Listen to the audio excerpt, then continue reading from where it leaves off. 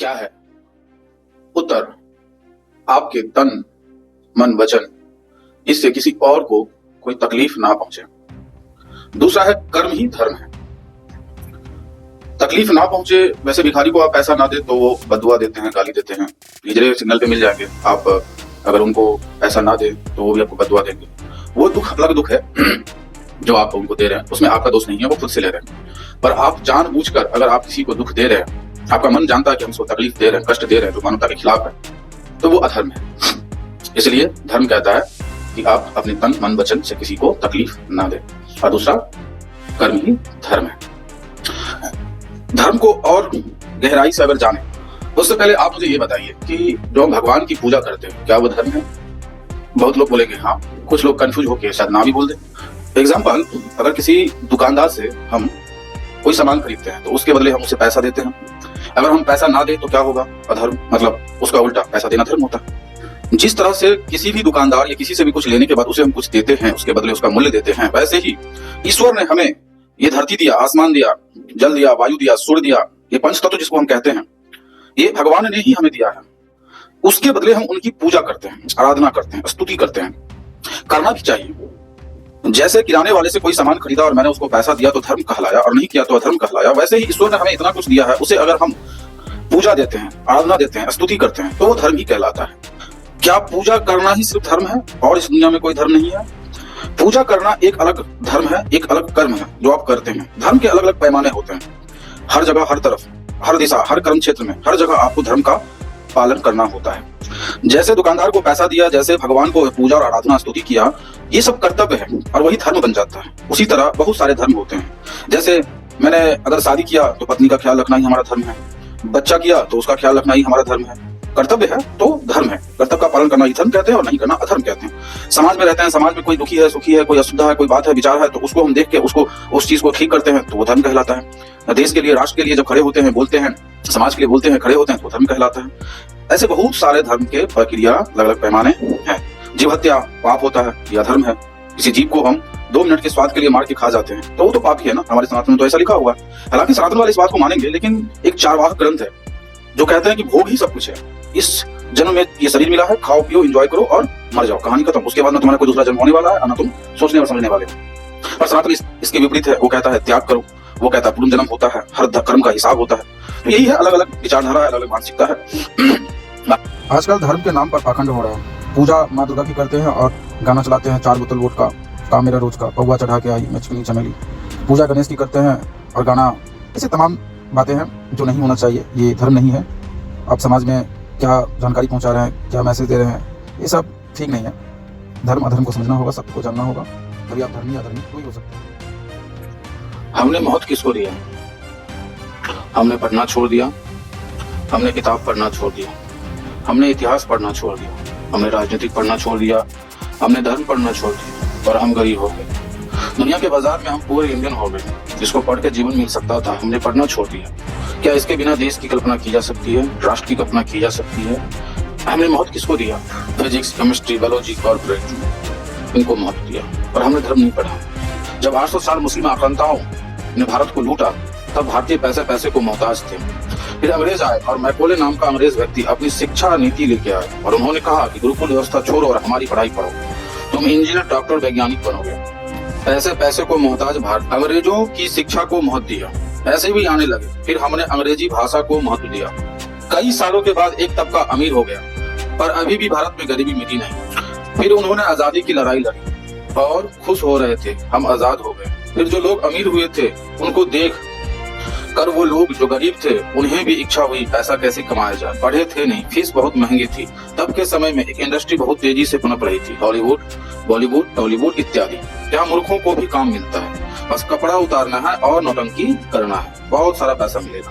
लोग उम्र पड़े और उनको पैसा भी मिला और हम उसको अपनी दुनिया मान। तो झूठी कहानी जिसमें नग्नता और अधर्म भरा पड़ा, हमने इसको महत्व दिया। हमने कभी विरोध नहीं किया, हम लगे रहे देखने और दिखाने, अकेले नहीं परिवार के साथ, और खूब धन दिया और वो खूब अमीर हुए। लोगों को लगा यहाँ खूब पैसा है, वो गए और इस बार एंट्री नहीं मिली, कब्जा हो गया इंडस्ट्री पर। अब उन्हीं के बच्चे काम करेंगे, भला इतना पैसा कौन छोड़ता है। फिर आया इंटरनेट युग, और बिना वीजा एंट्री मिल गई। लोग उम्र पड़े, आप उम्मीद नहीं करेंगे इतना पैसा मिला उनकी कल्पना से बाहर। बिना पढ़े इतना पैसा, फिर तो बाढ़ सी आ गई और लोग अपना कैरियर उसी में ढूंढने लगे। पढ़ने की क्या जरूरत, पैसा है सब है, भले मूर्ख रहो। और हम इतना भी विरोध नहीं करते, हम लगे हुए हैं देखने और दिखाने में, लग्जरी लाइफ दिखाने में। और ये रहा हमारा वर्तमान का भारत। हम आज भी पढ़ना नहीं चाहते। अगर इसका प्रमाण चाहिए तो सोशल मीडिया पर जाके देखो, कैरी मिनाटी के सब्सक्राइबर देखो +4 करोड़, एक वीडियो के व्यू करोड़ों में, और वही हाइपर क्वेस्ट जिसका सब्सक्राइबर 15 लाख और व्यू 2-4 लाख। से अनेक उदाहरण है। टॉपिक को समझिएगा। एक गाली सिखाने वाला, दूसरा भारत और भारत की संस्कृति और इतिहास, संस्कृत भाषा, वेद इत्यादि। अंतर देखिए, दूध पीने वाले लाखों में, शराब पीने वाले करोड़ों में। ये 4 करोड़ लोग कौन है? हमने किसको महत्व दिया? क्या अधर्म से देश चलेगा? क्या भारत देश को गाली गलौज से पहचाना जाएगा? यही हमारा संस्कार है। भारत की भारतीयता आपसे है। आप क्या सीख रहे हैं और क्या सिखा रहे हैं, क्या कर रहे हैं? परिवर्तन लाना होगा और परिवर्तन आएगा हमसे। हम महत्व किसको दें? हमें चुनना होगा, धर्म या अधर्म, हम किसका साथ दे रहे हैं, हमें चुनना होगा। जय हिंद, जय भारत। संगीत कैसा? है प्रीत जहाँ की रीत सदा, मैं गीत वहाँ का गाता हूँ। भारत का रहने वाला हूँ, भारत की बात सुनाता हूँ, भारत की बात सुनाता हूँ। ये गाना मैं गाता हूँ, बच्चों को सुनाता हूँ, डीजे पर भी बजाता हूँ, ताकि 100, 200, 1000 लोगों तक यह संगीत की आवाज लोगों तक पहुँचाता हूँ। सुनता हूँ, सुनाता हूँ, बुरी बात नहीं। इस तरह की राष्ट्रीय देशभक्ति, आध्यात्म और सारी अच्छी संगीत जो हमें सुनना और सुनाना। सत्य वचन, समाज में शुभ संदेश पहुंचाना हो, अच्छी बात है। समाज में प्रेम सदा बना रहेगा और ऐसे समाज से बना हुआ राष्ट्र हमेशा धर्म के पथ पर चलते हुए हमेशा उन्नति करेगा। लेकिन आजकल समाज में, पब्लिक में कुछ भी चलाया जा रहा है, जिसको जो मन है वही चला रहा है। लगाई दिला चोरिया के हुक लगा दे, गाना इतना भी बुरा नहीं है। एक पत्नी पति से कह रही है कि चोरी का हुक लगा दो, लेकिन कहाँ? पब्लिक में, चौराहे पर। क्या यहाँ आप हुक लगा सकते हैं? नहीं।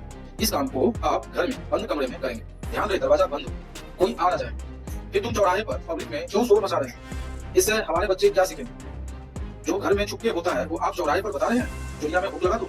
इस बात को इंडिया टीवी वालों ने जब निरहुआ से पूछा यह क्या है, तो उन्होंने कहा हम तो चोली में हुक लगाने की बात कर रहे हैं। जैसे शर्ट का बटन होता है वैसे ही चोली का हुक, उसे लगाने की बात हो रही। लेकिन बॉलीवुड वाले तो कह रहे हैं कि चोली के भीतर क्या है, चोली के नीचे। देखो कितनी नीच बात है। चोली के अंदर हम तो दरवाजे की बात कर रहे थे, ये तो अंदर ही कर रहा। हम तो इनसे अच्छे हैं। श्रोता, क्या आप समझ रहे हैं? निजता की भी कंपटीशन हो रही है। यहाँ पर आप खुद विचार करेंगे, क्या इस तरह के गाने पब्लिक में चलना चाहिए? इस इनका बयान, आप ये क्या गा रहे हैं? 4 बोतल वोडका, काम मेरा रोज का, इससे समाज में क्या इफेक्ट पड़ेगा? आप चाहते हैं लोग रोज 4 बोतल वोडका पी ले, बात बात पर लड़की, लैम्बोर्गिनी, बुर्ज खलीफा, ये सब तो ठीक है, पर ये वोडका?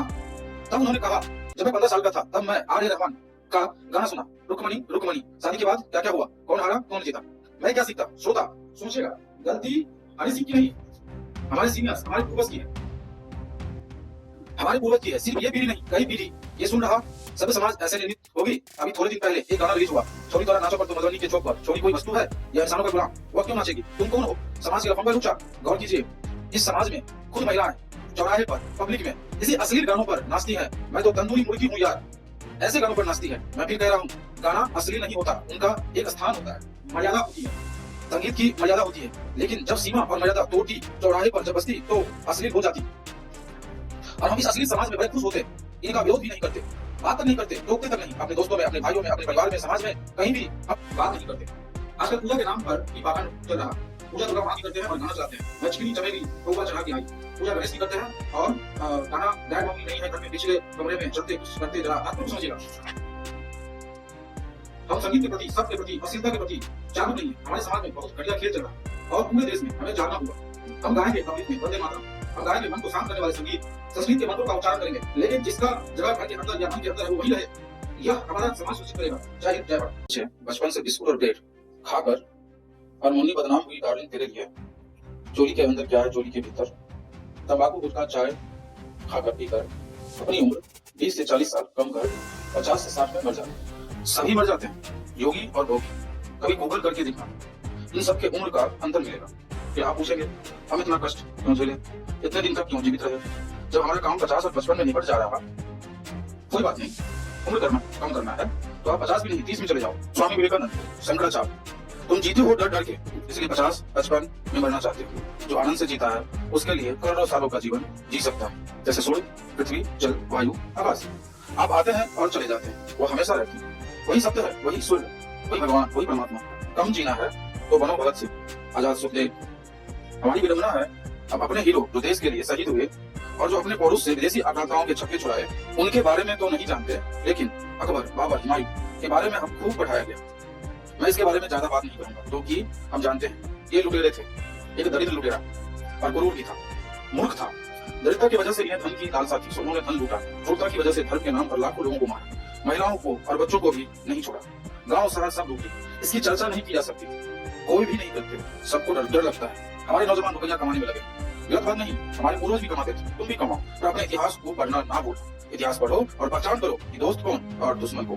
दुश्मन ज्ञानी हो तो माफ कर देना, और मूर्ख हो तो नष्ट कर देना, नहीं तो ये धन किसी काम का ना रहेगा। धर्म से धन टिकता है, अधर्म से धन का नाश होता है। आनंद में जीना है तो धर्म से जीना होगा। आनंद तब आएगा जब सत्य को जानोगे। सत्य आपको जीवन देता है, झूठ भय देता है। आनंद में रहना है तो मांगना, चोरी नहीं करना। हम मांगने के अधिकारी, क्योंकि इंसान जन्म लेता है खाली हाथ आता है। प्रकृति से जो मिलता है मनुष्य इसका इस्तेमाल करता है, वे धरती छोड़ चल देता है। जब प्रकृति से सब कुछ मिलता है तो फिर मार काट क्यों भारत 1000 साल से नपुंसक हुआ? हमारा खून नहीं खोलता, खून खोलेगा कैसे जब हमें पढ़ने ही नहीं दिया गया, सच जानने नहीं दिया गया। जानबूझकर 100 बार उन्हीं के वंशज लगभग 30 साल आजाद भारत में शिक्षा मंत्री रहे और हम चुप रहे। आज भी भारत में खुलेआम घूम रहे। वही कहता है योगी चले जाएंगे मोदी पहाड़ों में, तब क्या होगा? कौन बचाए? 15 मिनट की पुलिस वाले बयान या हमारी जनसंख्या बढ़ चुकी है, अब हम भारत पर राज करेंगे करने वाले बयान। हमें सख्त कानून की जरूरत है, सरकार भी कह रही है। हम हिंदुओं की पार्टी है, मांगो अपना हक।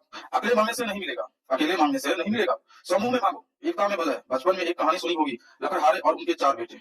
हम जो भी हैं, जिस पंथ के हैं, हमें कोई मतलब नहीं। आप हिंदू हो, आप भारतवासी हो, इस बात पर एक हो जाओ और अपनी सरकार चुनो, अपने देश को बचाओ। जो भारत माँ के बेटे हैं वो एक हो जाए, भारत की रक्षा करें। भारत का एक अंग भी और टूटा तो तुम्हारे ऊपर धिक्कार है, इस पीढ़ी के ऊपर धिक्कार है। हमारे पूर्वज ने जो गलती की वो हमें दोहराना नहीं है। हमारे पूर्वजों ने जो अच्छा किया उनसे हमें सीख लेनी चाहिए। हमारे पूर्वज जो 5000 साल पहले योगी पुरुष भगवान श्री कृष्ण ने बताया था, अधर्म अगर परिवार में हो रहा हो तो आवाज उठाए, और समाज में हो तो बहुत जल्द सुधार लानी चाहिए। वे और खतरनाक होते हैं। और देश भर में अधर्म हो तो नाश हो तुम्हारा। भारत की भारतीयता तुमसे है, तुम्हारे कर्म से है, तुम्हारे धर्म से है, तुम्हारे धन से है और आनंद से है। तुम्हारे पास ये सब नहीं है। तुम कभी पारस से ईरान बनोगे, कभी कंधार से अफगान बनोगे, कभी पूर्व राष्ट्र और तक्षशिला से पाकिस्तान बनोगे, कभी बांग्लादेश, और तुम नहीं सुधरे तो पश्चिमी बांग्लादेश, केरला देश, झारखंड देश, और फिर कतले आम जैसे ईरान से पाकिस्तान और कश्मीर। अभी अभी बांग्लादेश जहां मुसलमान और हिंदू दोनों मारे जा रहे हैं। शेख हसीना भी मुसलमान है, वो भारत में शरण ली। पाकिस्तान में मुसलमानों के साथ ही भेदभाव होता है। मेरे हिंदुओं, सिखों, मुसलमानों, ईसाई, आप सब जब धर्म के मार्ग पर चलेंगे तभी आप शांति से रह सकते हैं। अधर्म पर नहीं देता। एक नजर यूरोप की तरफ, वहां भी धर्म अधर्म लड़ाई चल रही है। पाकिस्तान में गुलिस्तानियों ने अधर्म के खिलाफ लड़ाई, वो भी धर्म चाहते हैं, वो भी शांति चाहते हैं। फिर हम क्यों नहीं? भारत की चिंता कौन करेगा? हमें अधर्म से लड़ना होगा, हमें अपना पक्ष चुनना होगा, धर्म या अधर्म। बचपन से हम हिंदू थे, अभी अभी सनातनी बने। दोनों का भेद जाना तो पता चला सनातन सत्य का नाम सत्य है, धर्म और अधर्म, और जो सत्य के धर्म के मार्ग पर चले वो है सनातन। तो हिंदू कौन है? हिंदू धर्म और अधर्म और पाखंड तीनों पर विश्वास करते हैं। फिर मुझे पता चला कई सनातनी कह रहे हैं मुसलमान अजान पढ़ते, उससे हमें दिक्कत है। पूछा क्यों? उन्होंने बताया कि इसका मतलब हम 1000 साल से ये सब सुनते आ रहे हैं। तब हमारे सनातनी कहाँ थे जो आज इतने जागरूक हैं? वो कल कहाँ थे? फिर पता चला भारत में पहली मस्जिद 629 ईस्वी में केरल में चेरामन पोरोल ने पहली मस्जिद बनवाया था, जिसका नाम चेरामन धुआं मस्जिद पड़ा। मतलब 1395 साल से हम नमाज में क्या सुन रहे हैं, या वो हमें क्या सुना रहे हैं? 1395 साल पहले सनातनी कहाँ थे? 1395 साल पहले सनातनी कहाँ थे? सारे धर्म गुरु कहाँ थे? कहाँ थे हिंदू? क्यों विरोध नहीं किया गया? विरोध करते कैसे? शब्द और भाषा का खेला हो गया। क्या हम भारतीय 1395 साल पहले उर्दू भाषा जानते थे? नहीं। तो हम समझते कैसे कि वो क्या बोल रहे हैं? तो गलती कहाँ हुई? गलती हुई राजा चेरामन से, जो उन्होंने उर्दू में बोलने की इजाजत दी। और हम आज भी नहीं जानते और न विरोध करते हैं। ये लोग इतने महान हैं, जिस देश में व्यापार मिला, रहने और पूजा करने की जगह मिली, वो उसी देश पर बुरी दृष्टि डाले बैठे थे। और आज कोई इनका विरोध करे तो ये सब तन से जुदा कर देते हैं और कहते हैं हिंदू मुस्लिम भाई भाई, और हम मान भी लेते हैं। फिर वो जिहाद करते हैं और हम फिर भी चुप रहते हैं। हाँ, ये हिंदू, सनातनी, सिख, जैन इत्यादि जाग तो गए हैं, लेकिन अभी भी आंख नहीं खुली है। चाय जो नहीं मिला बिस्तर पे, इनकी आंख बिना चाय ना खुलेगी। इनको चाय दो, नाश्ता दो, अपनी सभा लगाओ और इन्हें बताओ, समझाओ, इनका आंख खोलो। अगर ये फिर सो गए तो ना उठेंगे 1000 सालों तक। फिर भारत एमपी में समा जाएगा और हम बड़े खुश होकर कहेंगे यह है हमारा भारत। अफगानिस्तान, पाकिस्तान, बांग्लादेश, इन्होंने 1000 साल की तपस्या करके पाया है। इन्हें भला बुरा मत कहना, वो अपना काम कर रहे हैं, तुम अपना काम करो। उठाओ चाय की केतली और जगाओ हिंदुओं को। जब हम 800 सालों से अपना धन, अन्न, मान, मर्यादा, अपने लोग, अपना सब खो बैठे, तब दयानंद सरस्वती जैसे कई महापुरुष जिनका हृदय डोल गया, तब आर्य समाज और आरएसएस जैसे कई संगठन जो हिंदुओं को सालों सालों से जगाने में लगे। तुम्हें क्या लगता तुम ऐसे ही जाग गए? नहीं, तुम्हें जगाने में कई महापुरुष बलिदान हुए। तब पूरे भारत और ये 100 करोड़ हिंदुओं को आज इस लायक बनाए कि पूरे विश्व में भारत का जयकार हो रहा है। आज भारत का डीएनए भारत माँ की सेवा कर रहा है, भारत के लोगों की सेवा कर रहा है। आज भारत का कण कण राम बोल रहा है, पूरा विश्व कृष्ण कृष्ण गा रहा है। अब बस करो, बहुत बोल लिए राम राम, अब राम को अपने तन मन वचन में उतारो। तुम्हारे पास सुनहरा मौका है। जो राम राम बोलना छोड़ दिए किसी कारणवश, या खुदा या अल्लाह कहना शुरू किए थे, मेरे मूर्खों, ये सुनहरा अवसर हाथ से जाने मत देना। अब तुम भी राम राम बोलो। इंटरनेट युग में सच को नहीं जाना तो ये मौका फिर ना मिलेगा, क्योंकि हर युग का अंत होता है, इसका भी होगा। तुम्हें क्या लगता है इंटरनेट हमेशा रहेगा? नहीं। हाँ, खिलजी ने नालंदा जलाया था, जहाँ 90 लाख किताब जलाई गई। आज वो नालंदा विश्वविद्यालय आपके हाथों में 100 ग्राम की यंत्र में डिवाइस 24 घंटा ओपन रहता है। जब चाहो एंट्री मारो, जब चाहो एग्जिट मारो। समझ में आ रहा है मेरे मूर्खों? खुद भी पढ़ो और बच्चों को भी पढ़ाओ।